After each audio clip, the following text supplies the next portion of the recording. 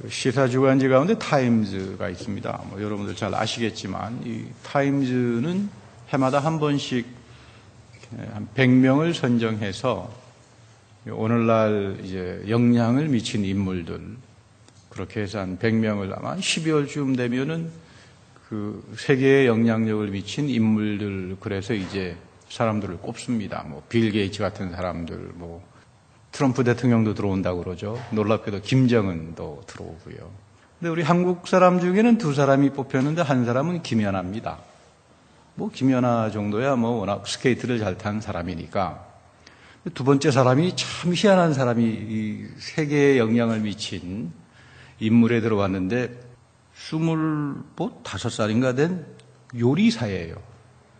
아니 어떻게 이 요리사가, 그것도 한국 1세인 요리사가, 뉴욕에서 장사하는 요리사가 세계에 영향을 미친 100명의 인물로 들어올 수 있는가? 그것도 감히 김정은과 함께 트럼프 대통령과 함께 이름을 올릴 수가 있는가?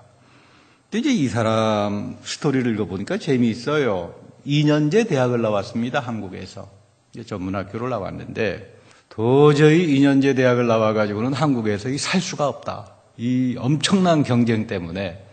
그래서 이제 미국으로 왔답니다. 뉴욕에 와서 라면 장사를 시작했대요. 라면 장사를. 근데 쫄딱 망했대요. 와서 라면을 먹어주는 사람이 없잖아요. 그 라면 장사하다가 망해가지고 고민하다가 좋은 생각이 난 게 중식, 한식, 일본식 짬뽕을 해가지고 퓨전 요리라고 그러죠. 그걸 만들어서 냈는데 대박이 났답니다. 대박이 나서 지금 뉴욕에서 아주 자수성가한, 왜 이 사람이 장소코라고 하는 사람인데, 이 사람의 스토리를 읽으면서 그렇구나, 짬뽕이야말로 앞으로 살 길이로구나, 이런 이야기가 아니고요. 이 사람의 이야기가 뭐냐면 아무도 하지 않은 것을 창조적으로 한다. 인터뷰 과정에 그런 겁니다. 아무도 하지 않는 걸 내가 창조적으로 했기 때문에 성공을 했다. 참 의미가 있는 말입니다. 근데 성경적으로 말하면 우리는 이 창의적인 능력, 이거를 성경에서는 달란트라고 말합니다. 하나님께서 여러분들에게 다 달란트를 주셨어요. 능력이죠. 우리에게 권능이 있어요. 능력이 있어요. 창조성이 있습니다. 누구는 5달란트, 누구는 2달란트, 누구는 1달란트. 아유, 목사님, 난 아무리 봐도 달란트가 하나도 없는데요. 이런 분들은 가슴에 손을 얹고 회개해야 됩니다. 큰일 납니다. 여러분들 다 하나님께서 교회로 불러오시게 되면 디아코니아를 위해서 달란트를 줍니다. 이 디아코니아를 하게 하는 것은 여러분들로 하여금 하나님을 사랑하게만 하는 사람으로 만들기 위해서예요. 여러분들에게 달란트를 주는 이유는 하나님을 사랑하게 하는 사람으로 만들기 위해서 말씀 안에서, 교회 안에서 달란트를 줍니다. 이거를 가지고 행사하는 사람들이 하나님께서 인도하시고 하나님께서 넘치게 이제 이끌어 가시는데, 모세는 달란트가 지팡이 하나였습니다. 나무로 만들어진 볼품없는 지팡이 하나입니다. 하나님께서 부르셨을 때, 아유, 주님, 나는 말도 못하고 난 그 출애굽의 위대한 역사에 할 수 없습니다. 그러니까 하나님께서 뭐라고 합니까? 너 손에 든 게 뭐냐? 여러분들 오늘 그렇습니다. 여러분들에게 나타나면 하나님께서 오셔서 내가 너를 나의 사람으로 위대한 일에 쓰겠다 그러면 하나님께서 무슨 요술과 마술을 배워가지고 절대 그렇게 역사 안 합니다. 너 손에 들고 있는 게 뭐냐? 지팡이 하나밖에 없는데요. 좋다 이 말이에요. 그 지팡이의 능력을 주십니다. 여러분, 모세의 인생은 지팡이 인생이죠. 이 지팡이로 홍해바다를 건너고 이 지팡이로 범죄도 합니다. 우리 무리바에서 바위를 향해서 내리치다가 이 요취의 죄를 이제 경험했다고 그러죠. 애굽의 술사와 같은 교만이 그 애굽의 그 혈기에 이제 나타나면서 하나님께 심판을 당하기도 합니다. 어쨌든 간에 여러분들이 과연 나는 어떤 탤런트를 가지고 있을까? 그것들을 하나님께서 묻고 계시고 그것에 권능을 부어주길 원하고 그것을 통하여 여러분들의 인생을 나온 인생으로 바꿔가길 원합니다. 나는 하나님 앞에 무엇에 의해 들림을 받을 수 있을까? 이거 여러분 생각하고 살아야 돼요. 그런가 하면 모세는 온유했던 사람이죠. 자기가 구수 여자, 이디오피아 여자를 첩으로 이제 들이니까 형 아론하고 누나 미리암이 뭐 엄청나게 공격을 합니다.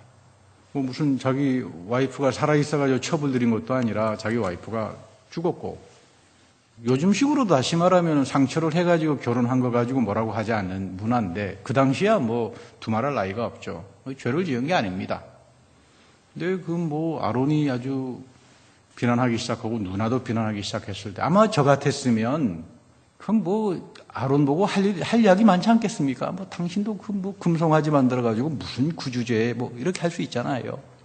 우리 다 그렇잖아요. 누가 나를 비난하면 뭐 너는 또 얼마나 잘나가지고 다 그렇지. 너나 잘하세요. 요즘 그런 말 있죠. 뭐 근데 모세에게는 너나 잘하세요 이런 말 없어요. 그냥 묵묵히 참습니다. 그냥 훌륭하죠.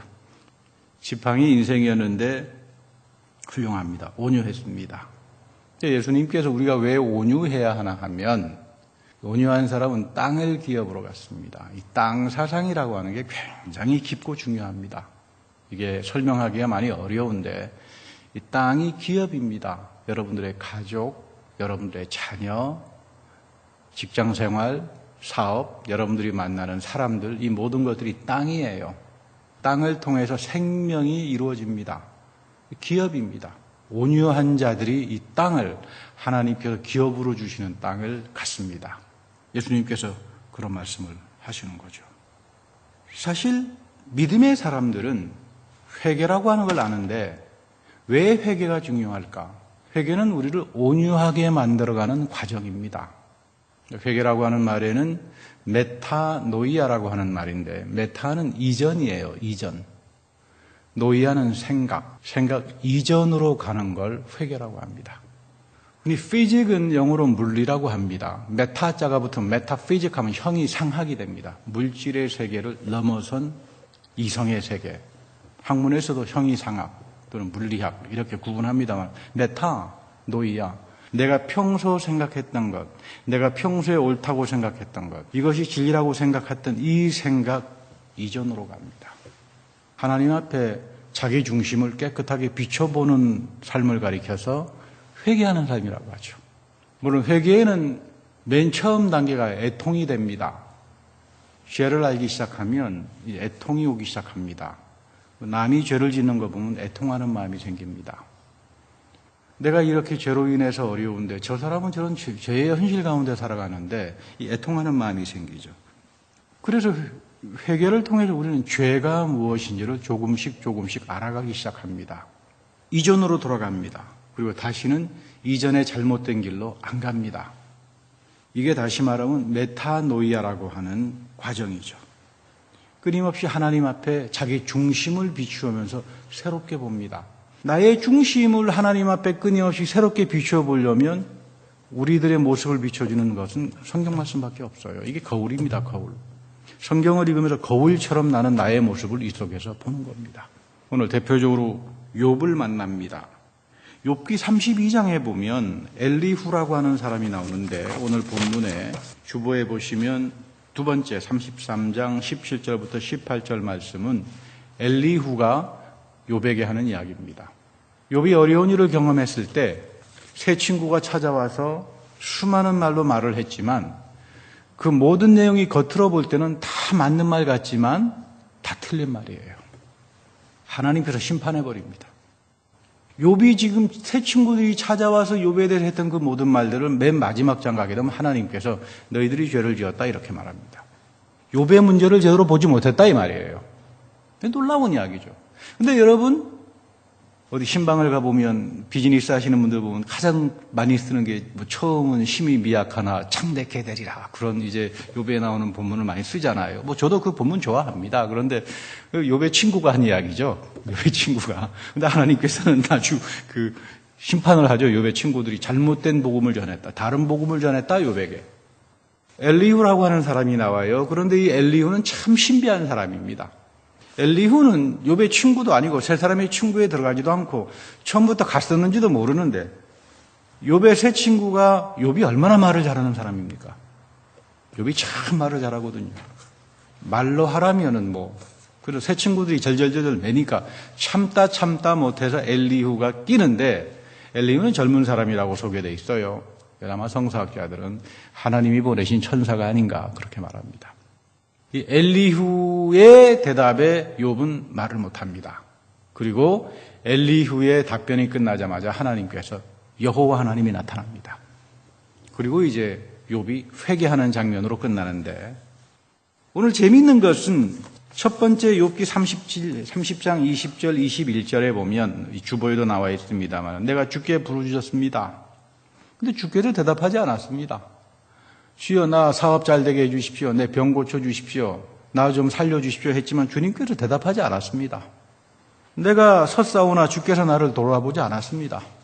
주께서 돌이켜 내게 오히려 잔혹하게 하시고, 우리 욥기에 보면 하나님께서 화살로 나를 향해서 계속 관역으로 삼아서 화살을 쏘아서 내가 견딜 수가 없습니다. 하나님께서 나를 아주 엉망진창으로 만들었습니다. 하나님의 힘 있는 손으로 나를 대적하니까 내가 어떻게 뒷감당합니까? 욥의 이야기입니다. 나는 잘못한 거 없습니다. 난 깨끗하게 살았습니다. 근데 하나님이 의로우신 분이라면 내가 이 어려운 시간 속에 주님께서 구원을 해 주셔야 되지, 오히려 나를 더 처박아 놓고 더 수월의 현실을 경험하게 되고, 이게 뭡니까? 그러니까 내가 잘못한 것이 아니라 모든 잘못은 하나님입니다. 이야기입니다. 이 대표적으로 이 why me question이라고 하죠. 우리 신앙생활을 하다가 보면 어떤 어려운 일 경험, 왜 하필이면 내가 이런 일을 당해야 됩니까? why me 그러고 이제 그렇잖아요. 저도 그렇습니다. 인간인지라 다 욥과 같은 마음들이 있죠. 욥은 내가 주님께 부르짖어도 주님께서는 응답하지 않습니다. 그러니까 기도하면 뭐 합니까? 여러분, 기도를 참 많이 했는데 하나님께서 응답을 안 해준다. 그거 힘 빠져가지고 기도하겠습니까? 저 같으면 안 하겠습니다. 근데 또 기도를 안 해보니까 또 기도 안 할 수가 없더라고요. 사도 바울 선생이 맞구나. 쉬지 말고 기도해라. 기도는 우리의 호흡과 생명이로구나. 이 기도를 통해서 하나님께서 내 뜻대로 다 간구대로 이루어지는 것이 아니라 끊임없이 기도를 통해서 하나님의 뜻이 무언가를 알아가는 과정입니다. 기도는. 우리가 간구하죠. 중보기도도 하죠. 우리가 간구하는 대로 기도하는 대로 척척척척 하늘에서 그냥 다 이루어지면 얼마나 좋겠습니까?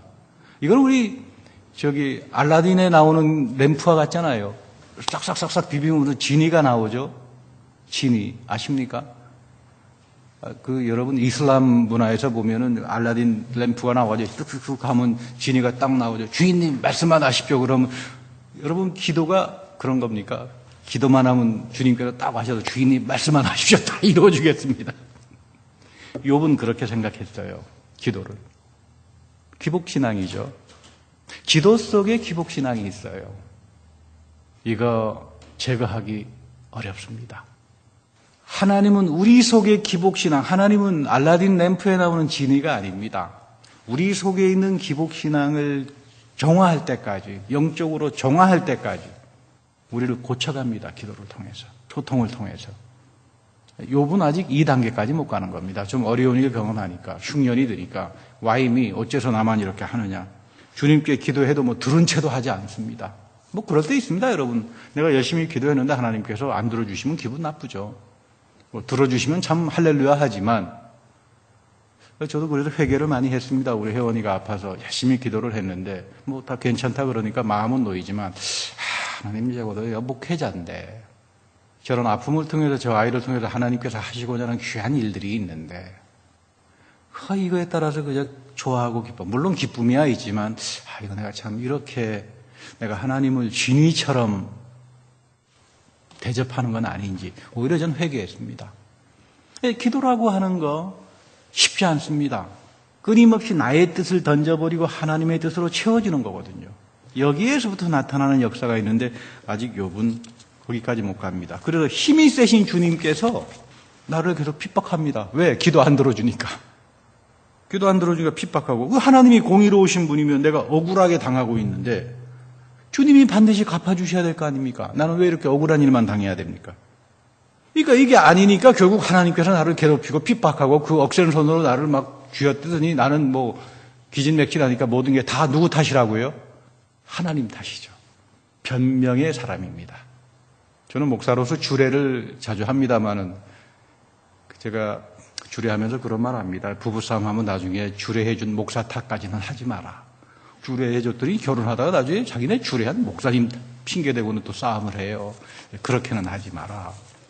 이 책임 전가의 죄죠. 책임 전가의 죄. 우리 아담과 하와도 에덴 동산에서 지었던 원죄가 뭡니까? 책임전가 아닙니까? 책임전가. 자기는 잘못한 거 하나도 없어요. 여러분들 잘못한 게 뭐가 있습니까? 얼마나 잘난 분들입니까? 그게 아담과 하와였죠. 처음에 하와를 주니까 아담이 좋아가지고 아싸 그러고 하잖아요. 아싸 여자다. 아싸 너무 좋아가지고 아싸. 나중에 하나님이 주신 저 여자 때문에 내가 이 모양 이 꼴이 됐다고. 이거 책임전가죠. 욥 속에 욥은 고단수입니다. 이 책임전가를 누구에게 한다고요? 하나님께 합니다. 참 믿음이 없는 사람이에요. 믿음이 없는 사람이에요. 근데 이제 듣다가 안 되니까 엘리후가 이제 33장에 보면 이제 하시는 이야기가 이는 사람에게 그의 행실을 버리게 하려 하심이라. 너희들에게 어려운 일이 오면 하나님께서 너희들에게 이 옛 애굽적인 것, 여전히 우리에게 육신적인 게 있잖아요. 신앙생활을 한다 그러지만 우리가 육신을 벗어버릴 때 영원한 부활의 몸을 입을 때 그때 우리가 악으로부터 해방이 되지만 우리 살아가는 삶 속에서는 여전히 육신적인 게 있잖아요. 유혹을 당하기도 하고 내가 교만하기도 하고 하나님께서 사람에게 육신적인 행실을 버리게 하는 거다. 그러니까 성경은 나에게 아픈 시간이 찾아올 때 나를 정화시키는 시간이다. 성경은 그렇게 말합니다. 여러분들에게도 어려운 시간이 나타나면 왜 내 남편 사업이 잘 안 되지? 왜 직장이 이러지? 하면 와이미 어째서 하나님께서 이럴 수가 있습니까? 내가 하나님께 얼마나 봉사를 열심히 하고 얼마나 신앙생활을 많이 하고 기도를 많이 했는데 이렇게 욥처럼 질문하지 말고 하나님께서 나를 다듬어 가시는구나. 절대로 죽이지 않습니다. 여러분들 죽이지 않으니까 나를 이렇게 디스플린 시켜나가는구나. 이 엘리후의 이야기죠. 행실을 버리게 하고 사람의 교만을 막게 합니다. 나는 굉장히 겸손한 사람인 줄 알았는데 다른 사람들하고 이야기해보면 저는 교만의 대명사입니다. 저는. 그래서 제가 가끔 그런 말 하거든요. 저는 굉장히 온유하고 겸손한 사람이라고 생각합니다. 그럼 다 웃어요. 배꼽 잡고. 이상하다. 나는 겸손한 사람이라고 생각하는데 왜 저렇게 나를 교만하다 그럴까? 그 이유를 알았습니다. 이 공부 많이 한 것도 죄다. 요즘 회개합니다. 하나님 앞에. 공부 많이 한 거 참 죄송합니다. 어떻게 하다가 보니까 공부를 이렇게 많이 하게 되는데 이것도 죄더라고요. 그 사람 지식은 교만하게 하잖아요. 사람을. 여러분 많이 아는 사람 치고 겸손한 사람은 없습니다. 그렇잖아요. 아직까지 제가 만났던 사람 중에 인격적으로 존경하는 분들은 많이 공부한 사람이 아니에요. 그 인품이 겸손하고 사랑할 줄 알고 온유한 분들을 존경하게 되지 공부 많이 한 사람들에게는 오히려 교만밖에 안 봅니다. 여러분 이런 게 다 쓸데없다 그 말입니다. 그리고 사람의 혼을 구덩이에 빠지지 않게 한다. 하나님은 어떤 분이냐면 사람의 혼을, 사람의 영이죠. 사람의 영혼을 구덩이에 죽음의 소울에 빠지지 않게 하시는 분이다. 하나님은 생명을 살려주시는 분이다 이 말이죠. 욥아 너는 나를 하나님께서 지옥으로 보낸다라고 지금 항변을 하는데 하나님은 그런 분이 아니다 이 말이에요. 욥은 번지수를 잘못 알고 있었습니다. 하나님을 잘못 이해하고 있었어요. 우리가 믿는 하나님은 어떤 분이가 엘리후가 가리키는 거죠. 하나님은 인간을 죽음의 구덩이에 빠지게 하시는 분이 아니다. 생명을 칼에 맞아 멸망하지 않게 하신다. 가장 대표적인 스토리가 요셉의 이야기 아닙니까? 요셉이 죽음의 구덩이에 다 빠지잖아요. 다 죽는 줄 알았잖아요. 살려내잖아요. 근데 저는 요셉의 스토리를 보면서 제일 감동을 받는 거는 그가 나중에 총리 대신이 되어가지고 형제들을 용서하고 이런 게 아닙니다. 17 나이에 형들 앞에 배신을 당해서 구덩이에 빠지면 억장이 무너져서 웬만한 사람은 다 죽습니다. 그렇잖아요. 그 17살 나이에 그것도 형 앞에 여러분들 한번 생각해 보시죠. 부모 앞에, 가족 앞에 배신을 당해가지고 그것도 17 한참 사춘기 때 그거 살아남을 수가 있겠습니까? 가슴이 무너져 내려버리겠죠. 전 그래서 성경에는 나와 있지 않지만 하나님께서 요셉이 이렇게 구덩이에 빠졌을 때 엄청난 은혜를 주었다. 억울하지 않게 하고 억울한 마음을 갖지 않도록 하나님께서 은혜로 붙들어 주셨구나. 요셉도 욥처럼 변명을 할 수 있지 않겠습니까? 하나님께 항변을 할 수 있지 않겠습니까? 요셉에게는 그런 항변이 없어요. 이거는 상당히 중요합니다. 엘리후의 이야기가 참 중요합니다. 결국 나이가 지극한 사람들이 지혜로운 것이 아니다. 32장에 가면 엘리후가 그런 말을 하는데 32장 8절에 보면 나이가 많다고 해서 절대 지혜로운 게 아니다. 여러분 나이가 많아서 욕심만 있으면 노욕이라 그래서 그것도 참 보기 어려워요. 노욕이 막 철철 넘치는 분들. 저는 주변에 이 노역 때문에 돈 좋아해가지고 나이 80 먹어가지고 감옥 들어가는 분도 보고 그렇습니다만 참 인생이라고 하는 게 하나님 말씀 그대로 되는구나 그런 생각합니다. 나이가 많다 그래서 욕심만 많을 뿐이지 사람이 지혜로운 게 아니다. 오히려 인간을 슬기롭게 하고 지혜롭게 하는 것은 하나님의 입김입니다. 성령이다 이 말이에요. 하나님의 성령으로 여러분들의 삶이 채워지면 성령의 생각으로 여러분들의 생각이 지배를 당하기 시작하면 근데 욥에는 이 성령과 지혜가 없다 이 말이죠.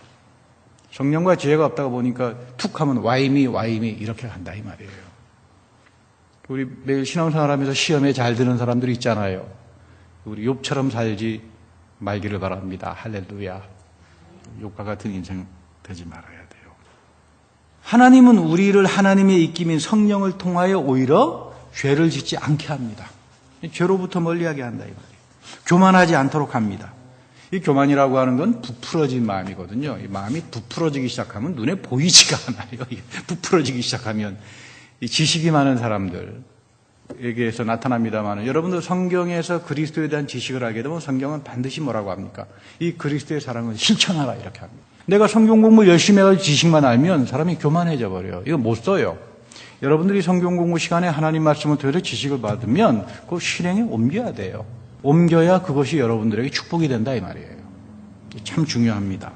사실 마음이 부풀기 시작하면 하나님의 은혜가 안 보이죠. 하나님의 은혜가 망각돼 버립니다. 이 대표적인 사람이 사울 왕이었죠. 성경에. 왕이 되기 전에는 참 겸손했는데 왕이 된 후에 하는 짓을 보면 빵점입니다. 이제 사울의 삶이 그렇습니다. 결국 성경은 뭐라고 이야기하냐면 이런 사울을 가리켜서 하나님을 후회하게 한 사람이다. 성경은 딱 두 가지로 옵니다, 여러분들. 저자는 하나님의 마음에 합한 자다. 다윗이죠. 한편은 저자는 하나님을 후회하게 하는 사람이다. 여러분들은 생명말씀 교회에 와서 다 하나님의 마음에 합한 자로 살아가야 합니다. 그러려면 끊임없이 우리가 간구해야 되는 건 성령과 지혜와 하나님 말씀밖에 없어요. 하나님의 입김이 끊임없이 나에게 오셔서 우리가 믿는 하나님이 어떤 분인가. 이 은혜를 망각하니까 교만하니까 순종을 찾아볼 수 없죠. 하나님 말씀을 배우더라도 하나님 말씀에다가 명령을 할 생각하지 하나님 말씀을 소중하게 생각해서 삶의 실천으로 옮기려고 생각하지 않죠. 안타깝습니다. 하나님께서 후회하는 사람이 된다 이 말이에요. 어떤 분이 고양이와 강아지의 차이점에 대해서 써놓은 걸 보았는데 많은 차이는 없는데 이 특별한 차이점이 기억력이래요. 기억력에 차이가 있다. 고양이는 10번 잘해주다가 한 번 잘못하면 그 잘못해준 거 평생 기억한답니다. 고양이가 뒤끝이 많은 동물이래요. 여러분 조심하세요. 집에서 고양이 앞에 함부로 하지 마세요. 고양이 좋아하는 사람들. 끝까지 기억합니다. 그런데 강아지는 9가지 나쁜 것하고 한 번 잘해주고 잘해준 거 하나만 기억한대요. 그래서 이분 말씀이 강아지와 같은 성도가 됩시다. 뭐 그런 말 하는데 여러분 뭐 강아지와 같은 성도가 될 건 없습니다. 우리 루터가 강아지를 참 좋아했습니다. 루터가 강아지를 하나 키웠는데 그렇게 좋아하거든요. 어디 밖에 여행 갔다 오면 하루 달라붙고 뻑뻑 굽고 그거 얼마나 좋아합니까? 그래서 루터가 하루 종일 회개했답니다. 야, 저 강아지는 나를 이렇게 사랑하고 좋아하고 의지하는데 나는 하나님을 저렇게 믿고 있나? 여러분 그렇지 않습니까? 나는 강아지만큼이나 이렇게 내 또비가 이렇게 나를 사랑하고 좋아하는데 나는 하나님을 이렇게 믿고 사랑하고 있나? 이거 한번 반성해야 돼요. 이 하나님께 의지하고 살아간다. 성령의 사람들은 하나님께 주신 좋은 것들을 기억하고 사는 사람들입니다. 좋은 것만 기억합니다. 여러분 사도 바울의 인생이라고 나쁜 게 없었겠습니까? 예수 그리스도를 쫓았던 모든 제자들의 삶 가운데 은혜만 넘쳤습니까? 그렇지 않잖아요. 사도행전에 보면 너무나 많은 고난들이 있었잖아요. 그런데 이 사람들은 그 모든 고난을 세상 사람들 같으면 욥처럼 불평이 나고 끝날 텐데 십자가 사건 안에서 소화를 한 사람들입니다. 아, 우리가 지금 어려운 일을 경험하는구나. 그리스도께서 우리를 위해서 고난을 당하셨는데 우리가 지금 이 고난에 동참하는 거다. 이 생각이 완전히 달라지죠. 이거 메타노이아입니다. 평소 내가 생각했던 노이아 생각 이전 메타로 가서 하나님 앞에 중심을 본다 이 말이에요. 아, 이 어려운 시간들 복음을 전하면서 이 모든 것들이 하나님께서 우리를 새로운 형통함으로 가져간다. 그래서 for what이라고 그러죠. Why me question이 아니라 성경에는 for what? 하나님께서 이 어려운 시간들을 통해서 무엇을 향하여 내 삶을 이끌어 가시는가? 나를 교만하지 않게 하기 위해서, 나를 지식이 아니라 성령의 인도함을 받기 위해서, 이 수많은 어려운 시간들을 통해서 오늘의 나를 정금처럼 만들어가기 위해서. 여러분들 인생 한번 돌이켜보세요. 수없이 많았던 어려운 시간들이 있었지 않았나요? 그때마다 여러분들 하나님 불평하고 살았습니까? 믿음의 사람들은 이것이 다 예수 그리스도의 십자가 부활 안에서 넉넉하게 소화하고 내 삶을 그런 어려움들의 삶의 훈련들을 통해서 지금의 나를, 은혜로운 나를 하나님께서 만들어 가셨다. 이것이 신앙을 가진 사람들, 우리가 믿는 하나님에 대한 바른 신앙 고백이라고 하는 그 이야기입니다. 욥의 문제는 하나님에 대한 헌신보다는 자기 억울한 것 하소연하다가 죄는 몽땅 다 하나님으로부터 온다. 끝. 나는 잘못한 거 없다. 굉장히 잘난 사람이죠. 그런 면에서 보면 욥은 공부를 굉장히 많이 했던 사람 같아요. 공부를 많이 했던 사람들 같아요.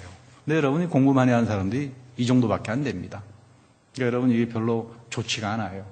하나님은 어떤 사람 좋아하신다고요? 하버드 대학에서 박사하는 사람을 좋아하는 게 아니라 말씀을 사랑하고 늘 하나님의 성령과 지혜로 충만하기를 원하는 사람을 하나님께서 사랑합니다. 자, 앞으로 우리는 이제 와이미 퀘스천은 하지 말았으면 좋겠어요. 메타노이아.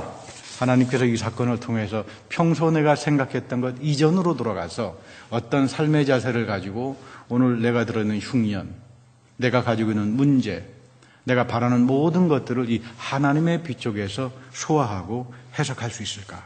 이 생각을 하고 살아가는 겁니다. 특별히 하나님께서는 사랑을 베풉니다. 용서합니다.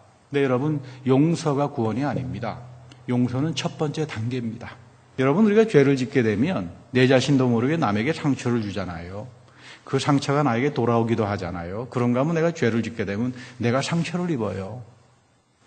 내가 악한 일을 하게 되면 내 스스로 상처가 또 생겨요. 이거 여러분, 하나님께서 감싸주신다는 표현 하잖아요. 내가 입은 죄로 인한 상처를 하나님께서 감싸주시며.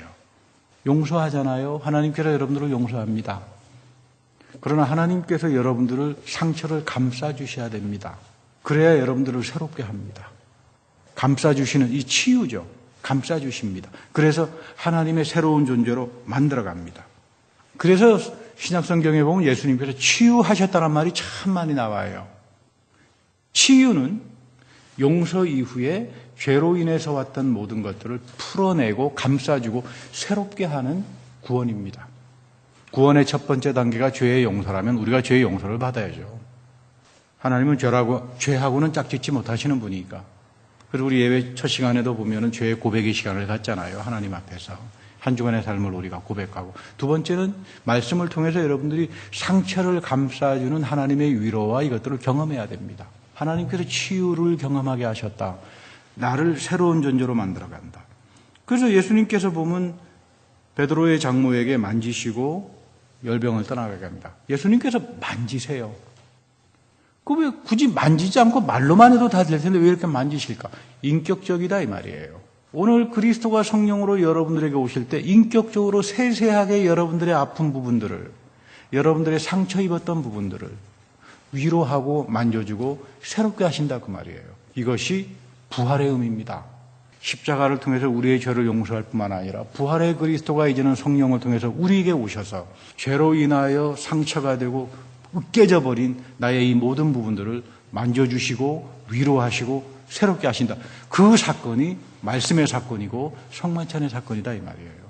항상 예수의 십자가 부활의 사건이 이 예배 속에서 충만하게 나온다. 오늘 바울은 예배소서 3장 14절 21절에서 예배소 교회와 성도들을 위해서 최고의 기도를 드립니다. 저는 이 기도를 가장 축복되고 아름다운 기도라고 저는 보는 사람인데 이 예배소 성도들에게 바울이 하는 간구가 있습니다. 이것은 또한 우리 생명 말씀을 위한 간구의 기도이기도 합니다. 첫 번째 간구가 성령을 통하여 여러분의 속사람을 강건해 주시기를. 부활의 영이신 예수 그리스도가 성령을 통해서 여러분들에게 오시면 뭘 한다고요? 여러분들에게 속사람이 있어요. 속사람. 영입니다. 영. 여러분들의 속사람. 육신적인 겉사람이 아니고 후패해지고 끝나는 겉사람이 아니라 속사람이 있어요.